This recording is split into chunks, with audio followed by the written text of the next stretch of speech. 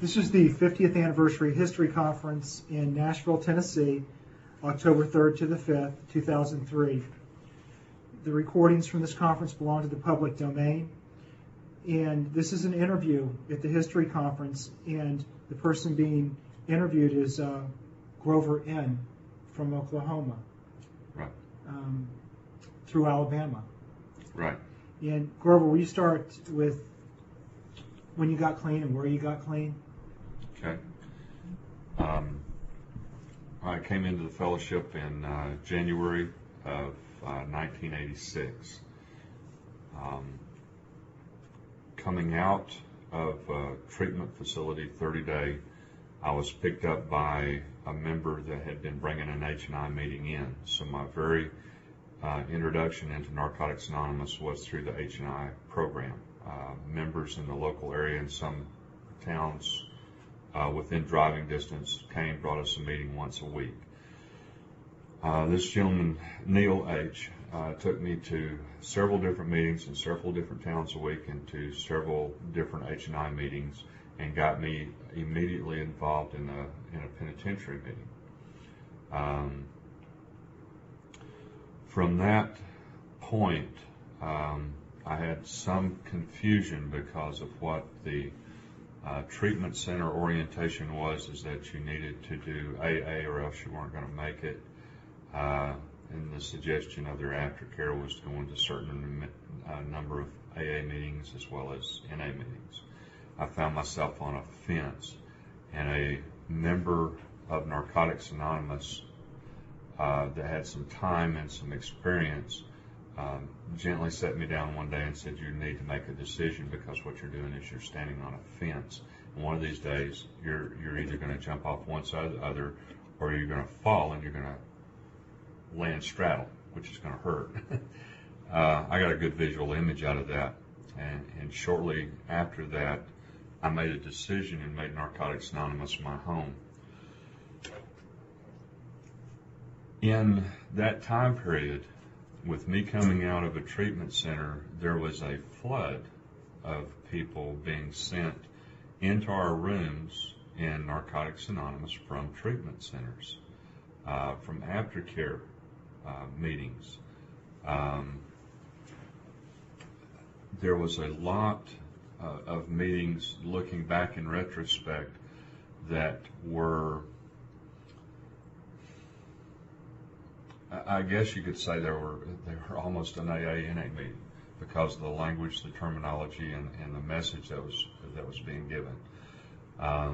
Being taught by some well-grounded members of NA about how to give back and what service was, and being directed towards steps and traditions, I started to slowly grasp that we had a message and we had a language. And the language and the message was about recovery from the disease of addiction.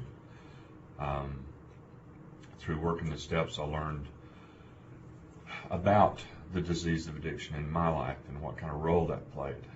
And being taught what I was taught from the very onset, about the only way that you keep what you have is by giving it away, and that you need to be active, and the gratitude that I felt by people taking time. I just couldn't fathom people taking time out of their day, their life, to come all the way over to this treatment facility and sit down and share with us. You know, I'd lived isolated for so long in my addiction, so long, alone, and so long that, you know, somebody else giving a shit about another human being was a foreign concept to me. So that, once I started to wake up, that moved me to the point that I made Tuesday night meeting a penitentiary meeting for the next 5 years. For the next 5 years, every Tuesday night was my penitentiary meeting that I went to. Whether I sat there and just sat there and listened, or whether I shared. But it's a meeting that I attended. Not that it was my meeting, but it's just a meeting that I attended, that I had to be at for me. Neil was very instrumental in picking me up and taking me to functions. My first function outside of my area was called Surrender in the Mountains. It was held at Cheahaw State Park in central Alabama. I met Larry North. I heard Larry North speak. I met Casey from Georgia. I met Ed. I started to form relationships and connections with people that had long amounts of clean time, that had a very gentle spirit about them, but also a very firm grasp on our traditions and how we conducted ourselves in our meetings and how service should be conducted. Got involved very quickly in my recovery in the H&I committee in our area. We had a struggling area. As everybody knows that's ever been in service, if you show up, you're going to be given something to do. There's just not an overwhelming number of people that are willing to do everything that needs to be done. So there was a functioning area committee. My best recollection was that there was maybe 6 or 7 people at the first area meeting that I went to. It's an old farmer's market. It was a cinder block building with I don't know that it even had windows in it. Was my first area service meeting. PI had a number. There was a lady that was very active in PI, and actually she was PI. And it's basically the same way that H&I was. There was one person that was H&I. And I got to be a part of that area. And through a process of working the steps with the sponsor, I learned that I didn't know. And I learned that if you don't know, you need to ask for help. And you look for help through people that have been there and done that through experience. So immediately my focus turned to looking for people, and actually God having a way of putting those people into my life that had been there, very active. I was fortunate enough in North Alabama to be close to Georgia.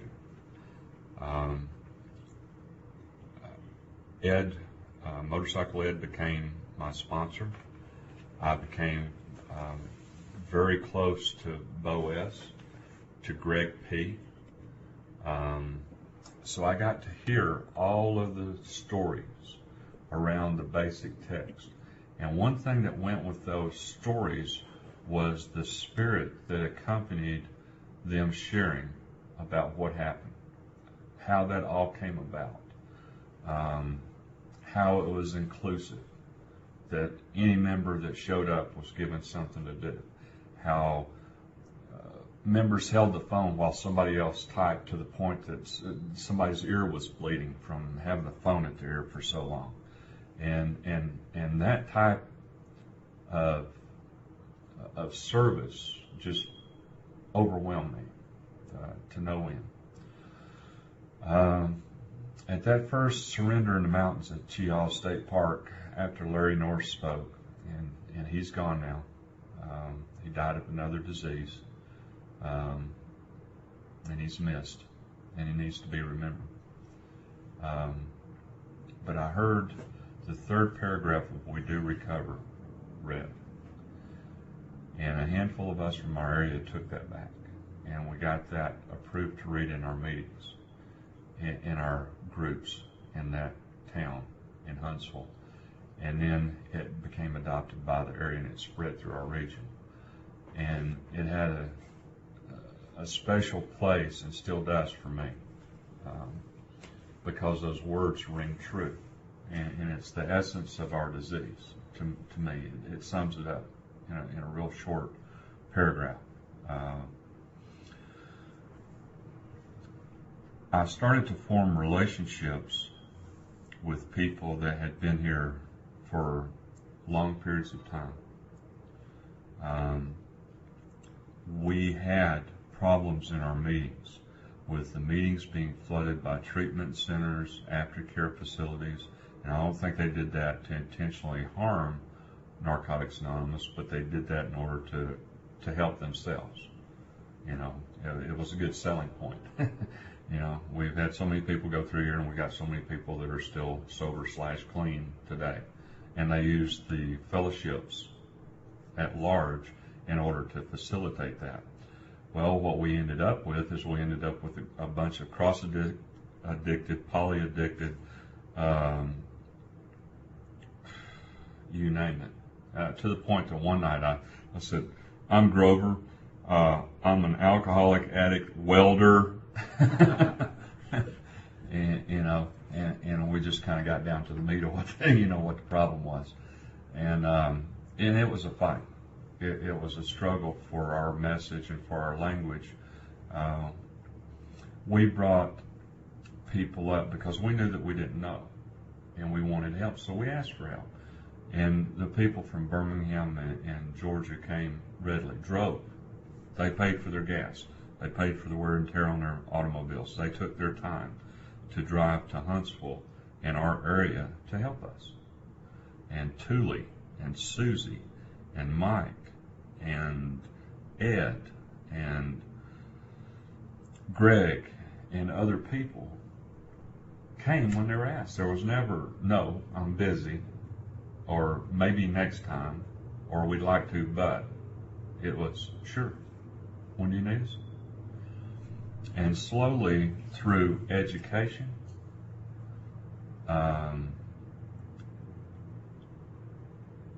workshops, learning days, basically just an educational process. This is our message and this is how it works. It quit being a fight and a struggle because people heard and they woke up and they said, yeah, this is about the disease of addiction and recovery from.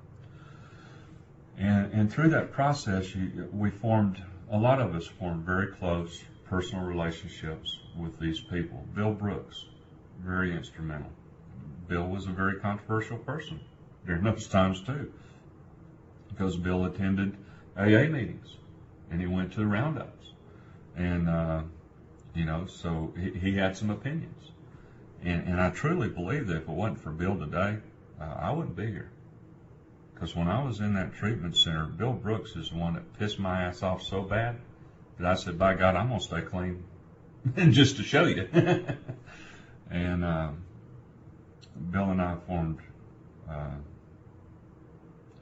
a very special relationship. I used to call Bill up the last few years, and I'd just be driving around, and I have this overwhelming sense of gratitude for Bill keeping the door open when no other members showed up for weeks, for months, long periods of time, just keeping the door open in hopes that somebody would show up. And I felt like he kept that door open for me. So I'd call him up and I'd say, Bill, I really appreciate you, brother. I'm glad you were there.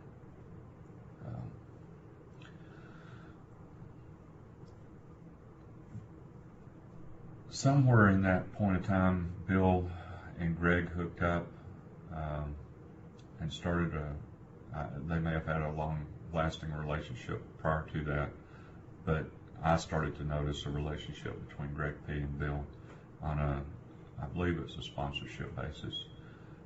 Ed was my sponsor, and of course I was going to a lot of different functions. I was involved in our area. We addressed our needs. We didn't have a functioning H&I committee. That was our first focus, is we got H&I and P&I committees, and we got members, and we started increasing. Well, our next focus was literature. We needed literature. Well, how are we going to do that? We've got a poor area. We don't have a lot of money. We had an H&I PI learning days coupled with a fundraiser. We'd have a speaker meeting. Saw Doreen downstairs and hugged her neck and thanked her because she was very instrumental.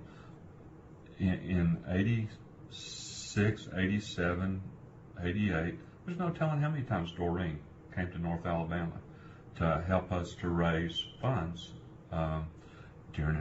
We always coupled our fun with a learning day or workshops.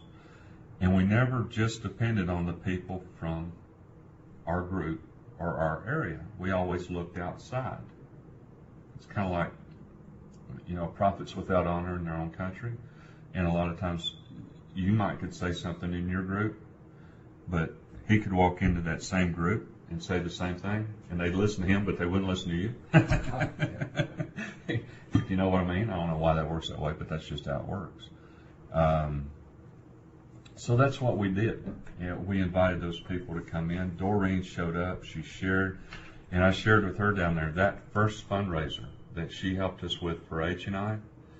We raised enough money that our area took care of its needs, its phone line. We were able to buy 200 basic texts to give out to the hospital. Well, we didn't give them to the hospital. We gave them to the jails, the county jail meetings, to the penitentiaries. We got those books out. That's where they went, jails and institutions. We felt like the paid facilities, we didn't see any need to give those away there. So we did. So we gave them to places where they couldn't buy them. 200 books from one workshop, one day. And Doreen facilitated that. Because people came from all over to here, and there's no telling how many people were there. It just filled the whole place up. It was a wonderful time. And it began a process of growth for our area. There's no telling how many times Ed came to speak. Mr. Bill came in to speak. Greg P. Tooley.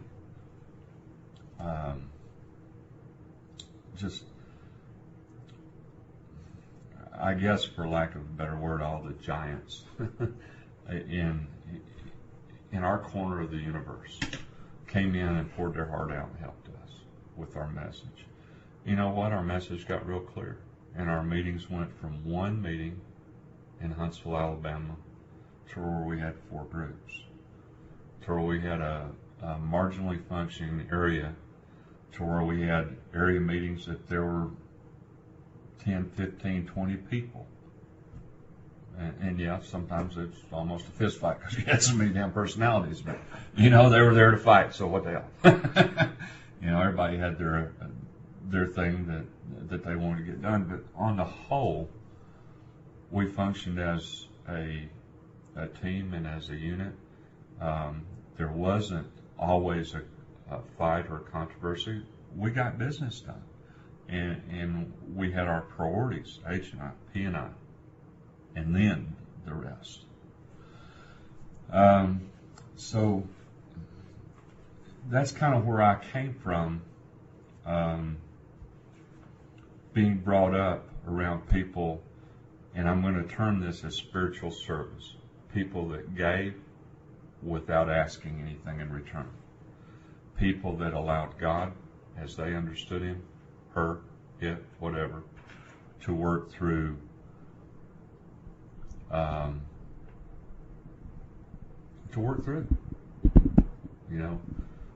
trusted that it would be okay, and just showed up. We hear it talked about an awful lot. We lead by example. Well, those people led by example. Okay, and what it did for me and others, Ryan Rathfield and myself, we grew up in service together. Those bonds that were knitted in that H&I, P&I, and area committees, they're still there today. It's 17 years later. But we got close. We became family. And what it did for me is it created a love affair. I'd heard Ed talk about a love affair many times. I never quite got it. One day I woke up and I understood what he was talking about. It was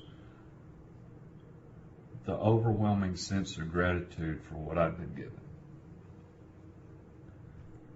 one of my last remembrances using was pulling a rig out of my arm, hiding in my bedroom, having my 2-year-old daughter walk in, see me, run out of the room screaming. I overdid it, way overdid it. Ran into the bathroom, crumbled up the works, tried to flush them. The whole time I saw the cops busting through the front door, handcuffing my wife, child services taking my daughter, trying to break down my door to get in. I've got a pistol in the bathroom. No, my pistol's outside in the bedroom. That's where it's at. I'm wishing I had the pistol in the bathroom because I didn't want to go to jail. Been there, done that, didn't want to go back. I looked in the mirror and what I saw scared me to death. It horrified me. When I finally opened the door, there was my wife and there was my daughter. And I went to the chair and I sat down and I said, God, please help me. 2 weeks later, I was in a treatment center. A week after that, after they quit giving me that detox medicine, that was my clean day. And for the grace of God, I ain't had to use since. What hit me and what I woke up to was remembering that day, remembering that night, going to my first 3 penitentiary meetings and seeing 3 people that I used to run with that were locked up that couldn't leave with me.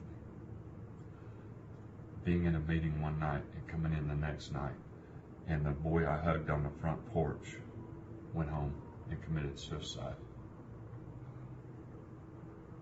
Being in a meeting one night, coming back, seeing everybody crying because another fella had hung himself.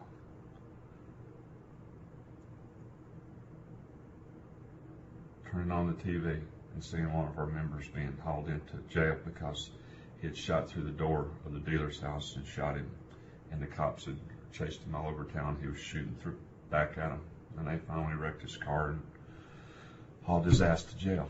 I go to H&I meeting a few months later, and there he is in a penitentiary. And I go, there but the grace of God, go me. So what I meant by the love affair was when I woke up with gratitude for what I'd been given. And not knowing how precious. It's like the love of your life. The most beautiful girl that you've ever met. The most loving and caring, considerate, passionate, everything you ever wanted. Rolled up into one. That's what Narcotics Anonymous came to be. Well, knowing the personalities that I've visited with you on, you also know that there was controversy in the 80s over the basic text. Can you start by telling us a little bit about your experiences with the history? You'll be in the regional history chair, and about a little bit about the history conferences in Alabama in the early 90s, and then go into some of that controversy. Okay. Knowing how the basic text came to be, knowing the controversy that had been fostered, and if you'll remember the time period from 1986 to 1989, there was an awful lot of controversy about concepts, our traditions, how service should be done, whether it should be spiritual service or what I call corporate service, whether service boards and committees are responsible to those they serve and follow the traditions, or whether they are a force unto themselves. Now, that same relationship I described to you a minute ago, imagine somebody coming along and trying to take that away from you. That's the threat. That's the feeling that I felt. That's what other people felt. That was the emotion that we had.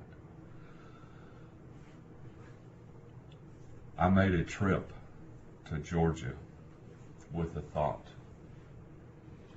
I drove 4 hours, met with Ed in his TV room. I said, Ed, if the steps work for us as members, why can't we as a fellowship heal by doing a 4-step? I said, isn't a 4-step nothing but our history? This is tearing us apart. It is literally tearing us apart. Could we not get people together, sit down, put all the information out there, and do our 4-step? You look at the good, you look at the bad, you look at the ugly, you look at the beautiful, and you just put it down. Couldn't we do that in the form of a committee? Do a 4-step, write a history book? He thought about it. We shared about it. We prayed. We made a decision. I went home, asked Bill B. I ran it by Bill B. I said, Bill, let's take it to the area. Would you be the chair? I don't want my personality in it. I'm too attached. I'll help you. But I want it to be my deal. Bill agreed. Took it to the area, and the area said, let's do it. That was 1989, maybe 88. Not exactly sure of the date. We formed a ad hoc committee to research whether it's feasible to do it. We have minutes to where we went to the region, and an ad hoc committee was formed. We gave intent to what we were going to do. It wasn't going to be what we said. We're going to bring people in from all areas to share their experience, strength, and hope. We're going to put it on tape. And then from that, we'll do it like we did the basic text. We'll workshop it. And the fellowship as a whole, we'll write the book. And we'll get past this. Okay? We'll heal. Our committee was formed. We were fully self-supporting through our own contributions. We had fundraisers. We had a fully established committee. We kept accurate minutes. We set a date, August 19th, 1990, for our celebration.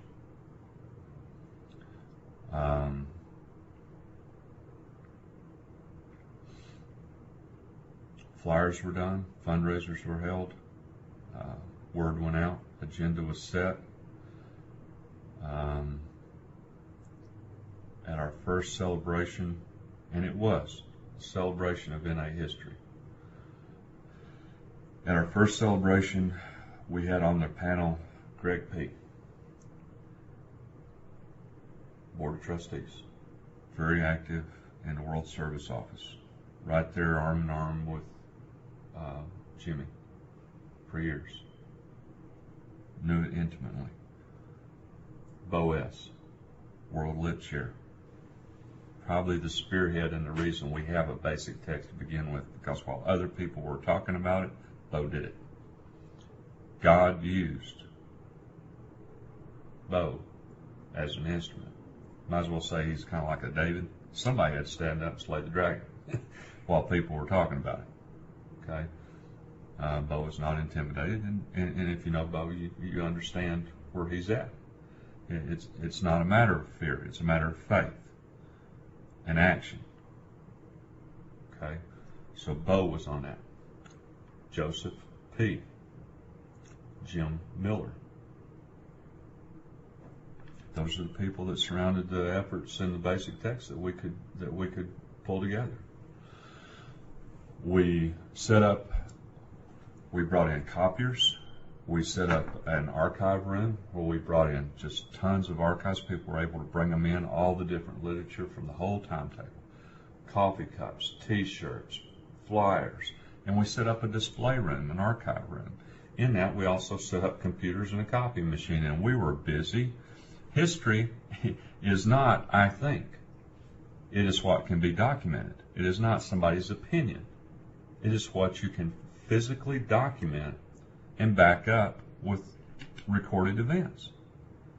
So that's what we did. We copied archives. We got people to share, and we were putting the two together. We worked day and night. There was addicts from all over the country. Over 250 people showed up. I remember 2 girls from Michigan walking the halls crying Sunday because they didn't want to leave. And that was a feeling we all had. I went home after something. This is how God works in the deal. I went home after a piece of equipment. I just happened to be on the PI hotline. The phone rings as soon as the door unlocks. I walk in the door, hotline, got a call for you, patch you through, patch the call through. Went through the process of the call. Where are you at? Okay, we're coming to get you. Left there, went and got this addict. Took him to the conference and sat him all weekend. He pitched in and helped us all weekend while he was jonesing. See this guy a couple years later. He's still clean. The money that was raised from that, we donated money to the area and to the region, and we set aside a prudent reserve for Montgomery. Bill was elected regional chair, had served his term as regional history chair. I was his vice chair. During that next year, I took the seat as chair. We had a fully functioning regional committee, and Donnie J., I think he was living around Montgomery at that time, was elected to host and put together the Montgomery Conference. The agenda was set. We invited Bill B., Bill Beck, Cindy D., Father Dan Egan, Betty Kay. We paid for their tickets. We paid for their rooms. Bob Barrett was there also. Bob B. was there also, wasn't he? It's probably in the minutes. Mm-hmm. At this point, I couldn't tell you. Maybe it was Bob Barrett instead of Bill Beck. Both of them? Very well could have been. I know that what happened after that, I shut all that out for a long time, and I've just this year been able to revisit it. Tell me about some of the effects on you personally when you were in Alabama, resulting from the history, looking into the history there. There was a little bit during Montgomery, there's a little bit of dissension. Some of the personalities in our region that did not want this effort to happen raised a stink from the podium. We gave an open mic for a time. Dave was there, Grateful Dave. And you know Dave, he gave his 2 cents. Okay? He had some baby blues with him, to which he gave people. Gave. Why did people not want this history conference to happen in Montgomery? I think because Dave was there, they thought that we were in league or a conspiracy to uproot WSC, WSO, take over, circumvent, whatever their fear was. I'm not sure exactly. You'd have to talk to them to know exactly what their fear was if they'd be honest about it. But they just did not want this to take place. And I look at this as, I don't think it's the people, I think it's the disease. Because you know, as we are as addicts, when we enter into a 4-step, it's very difficult for us to face that. And we don't go there because we want to. We go there kicking and screaming. And I believe that's what we encountered through these personalities was a disease of addiction. It's better to be in comfortable pain than go to unfamiliar ground. Was there a division there in Montgomery? Did it spread to your hometown of Huntsville? There was a division through our region.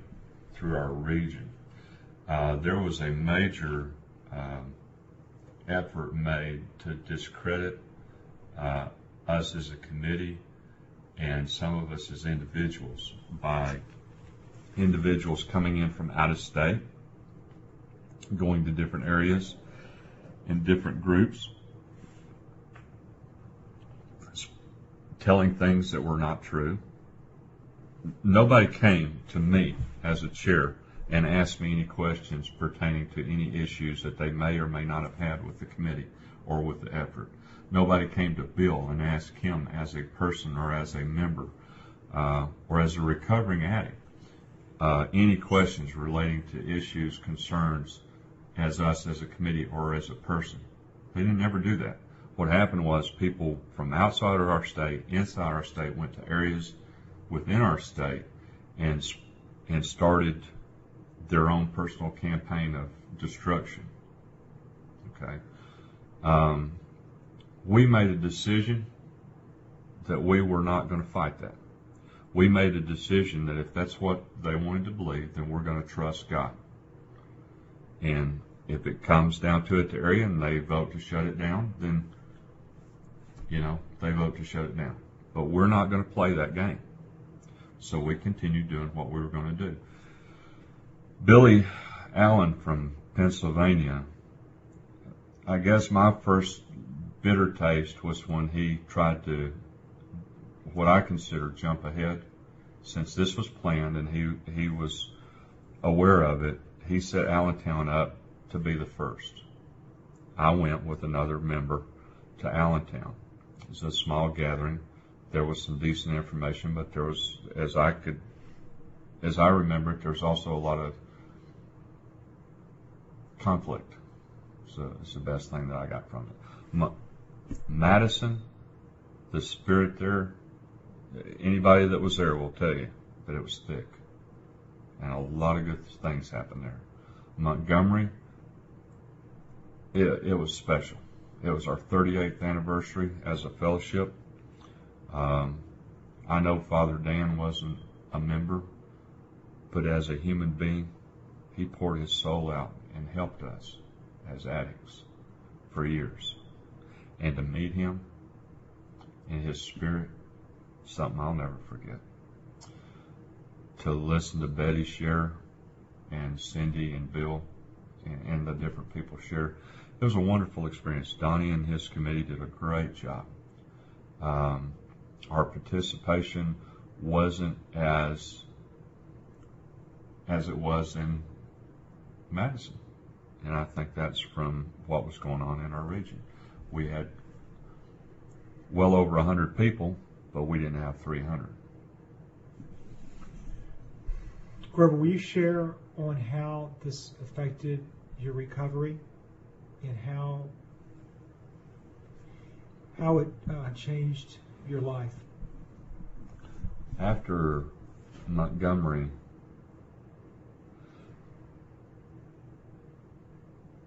there was almost fistfights at the region.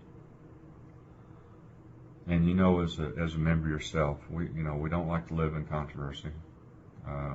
If you're trying to recover, if you're just hanging around, then controversy is fine, well and good. But if you're trying to recover, you want to get past that. And then after a while, it begins to become a weight.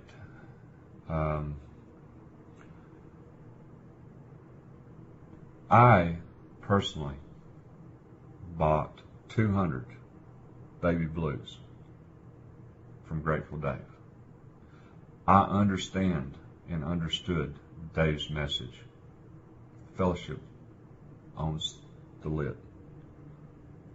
And subcommittees are directly responsible to those they serve. And if they are not, then they are not in A. We gave those books out in H&I meetings where they couldn't afford books, jails and the institutions. Not one of those books were sold.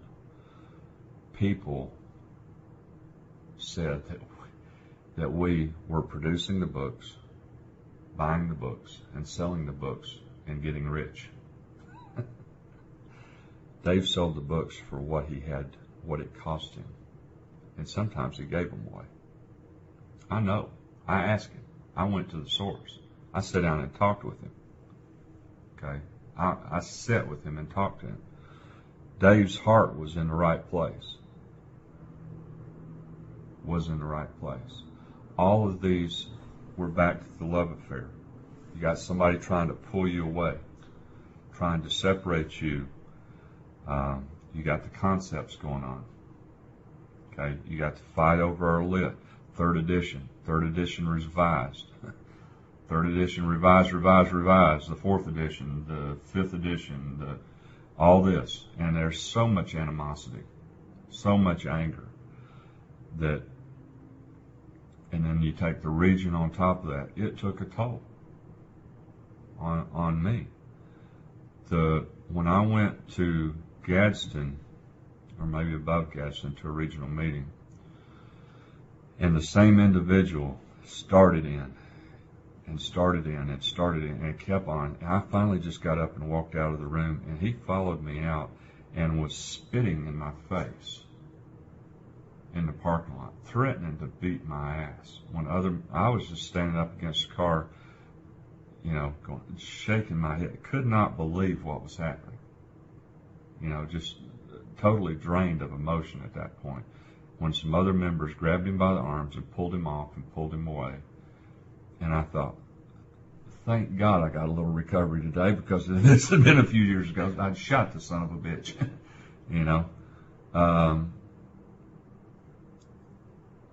The next RSC, it started all over again.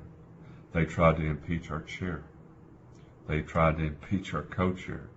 They tried to shut our committee down. They brought it to a vote. They voted to keep our committee intact. They voted not to impeach our chair. And these are all people that I loved and cared deeply about. And it was affecting every one of them till he resigned. Pete, it was driving him nuts. Crazy. He was the regional chair. I mean, none of us could understand why this was going on. At that regional meeting, is either in Birmingham or Montgomery, after another hour of fighting and bickering, I got with the GSRs and said, I'm done. I'm finished. I can't do this anymore. I cannot do this anymore. Fuck this. I left. I resigned. Our region split. A new region was formed. It's called the Anonimi region. And if you've done a little homework, you know what Anonimi stands for. Toulier was our first chair. It was recognized at the next World Service Conference. On my personal level, it broke my heart.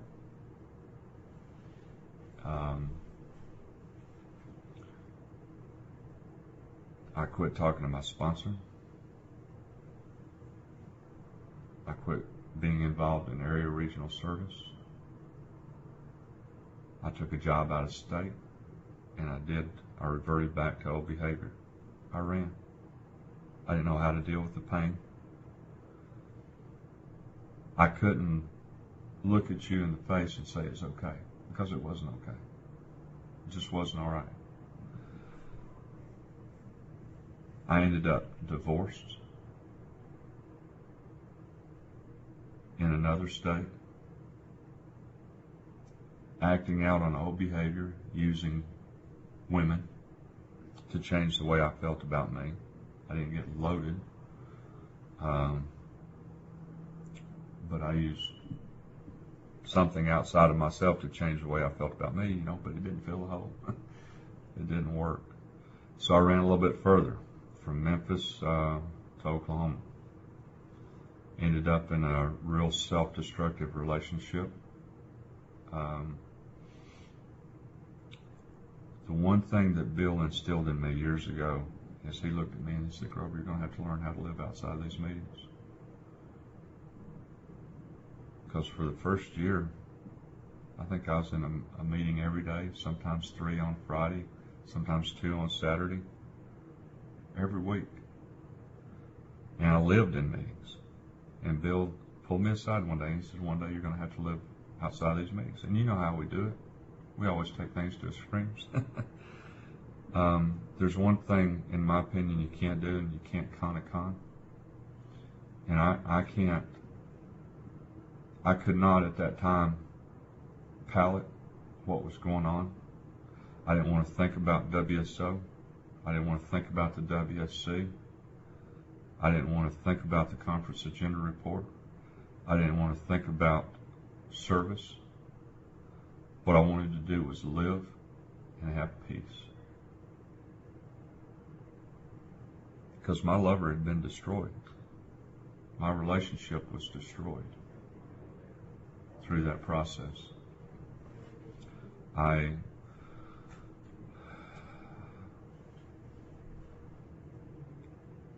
That was in 1991.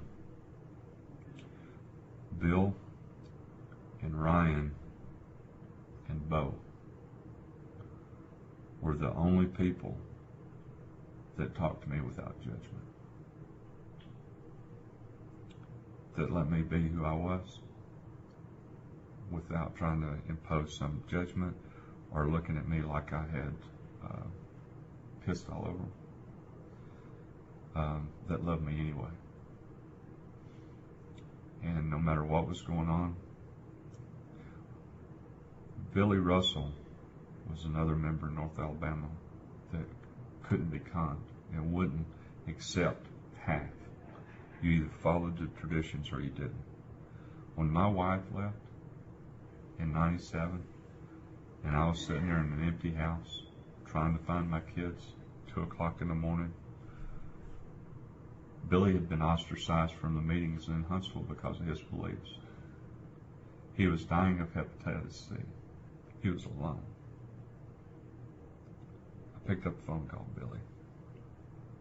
He talked to me at 6 o'clock in the morning. No judgment. No you should-us. By the time we hung up the phone, he had me laughing. Gave me some hope. Bo kept reaching out and saying, Grover, you need to write about it. You need to write what happened through the history experience, because other people have left the fellowship and other people have felt like you felt. I couldn't fathom that. I really couldn't. Because I thought I was the only one that felt that way. Somehow, between God, Ryan, and Bo, I ended up at a convention in North Alabama this February. I picked up a couple of chips. I never got loaded, and I'd come home to pick up a chip. But you could count the meetings that I'd been to since 1991 to this year's 2003, probably on one hand, and probably have a finger or two left over. I walked into that meeting and they'd asked me to help share on history. And I said, you're probably not going to want to hear what I got to say, but I'll come help you if you want me to. When I walked in there was Donnie, Roxanne, Thule, Susie, Mike, Ed, all my family. Bo. And I cried like a baby, because for the first time since I left, I felt like I was home. Grover, there seems to be numerous people in NA that have left for similar reasons that you left. And you made it back, and I know a lot of people didn't. When I left that convention in February, Bo and I talked on the cell phone from the time I left to the time I got to Oklahoma. It's a 9-hour drive. We formulated the idea for a website and a book. The book is called Traditions, Words, Past the Way to Peace. Bo talked to me and told me I needed to write, invited me to participate in the NA Way of Life website, gave me the web address. I went there. There were 7 members on the NA Way of Life website at that time and very few posts. We started communicating. I started writing. Other people started writing. All of a sudden there's 40 members and pages of posts. Now there's 78 members. Pages and pages and pages. 777 posts the last time I looked. I was able to write some. Other people would write. I could identify. I learned about people that left for the same reason that died. Big Lou blasted, character assassinated from the podium of a convention, got loaded and died. Who the hell does that? Where is that a spiritual principle in Narcotics Anonymous? These people I found, Mickey M. from Gunnersville was the vice chair of the Nanamai region. Couldn't deal with it. Couldn't deal with all the pain, all the hatred, all the lies, all the bullshit, and finally just gave up and got loaded and died. And Mickey would have gave his shirt to help anybody. Most kind, soft-spirited person. Every one of these people I started finding out that had gone a similar path, but either got loaded and died from another disease, still in isolation and alone. It's like they died then when I learned about it. So I sat there at that keyboard and I typed and I cried and I typed and I cried, and we worked and we formed the NA-history.org website. And our intent was to make all the archives available to the fellowship at large, free of charge, and to finish what we started, to write the book. And the name Traditions, Wars, Pathway to Peace came from a meeting and a member in Georgia. And it fits, because the way that I see it today is that it is a war, and has been a war, over traditions and spiritual service, or that of corporate service and mandates. And that's the dividing line that I see, that I saw. I still see it today. And I'm in hopes that through this weekend, this effort that's going on here today, the right hard questions can be asked of longtime members. And hopefully we can find a common thread to finish our 4-step and to bring some healing and unity. Now, a lot of people, I'm sure, will say, well, there's not any disunity, it's all just y'all. Well, by God, if it's got webbed feet and feathers and quacks, it's still a fucking duck. And I see a lot of ducks running around. You know, a lot of them. And a lot of people hurt, and a lot of people that are not feeling very unified. I see a very strong dividing line. So I'm in hopes that this can be finished. I am grateful today for the people that allowed me to be me. If I told you everything that went on in the years that I was gone, you wouldn't believe me. If you could think of 3 of those hard questions that you just mentioned that you hope couldn't get asked of the old timers, what would they be? Let me borrow your notepad. Okay.